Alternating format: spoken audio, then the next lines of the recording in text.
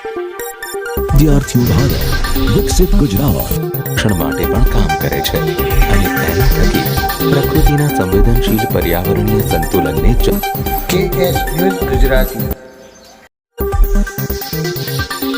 રાજ્યમાં ક્ષતિગ્રસ્ત રસ્તાઓ અને ખાડાઓ માટે જવાબદાર કોન્ટ્રાક્ટરો સામે મુખ્યમંત્રી શ્રી ભૂપેન્દ્રભાઈ પટેલના આદેશથી સરકારની કડક કાર્યવાહી।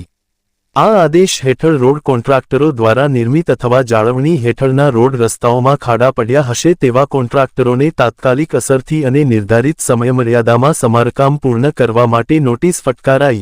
ઉપરાંત કેટલાક કોન્ટ્રાક્ટરોને દંડ પણ કરવામાં આવ્યા।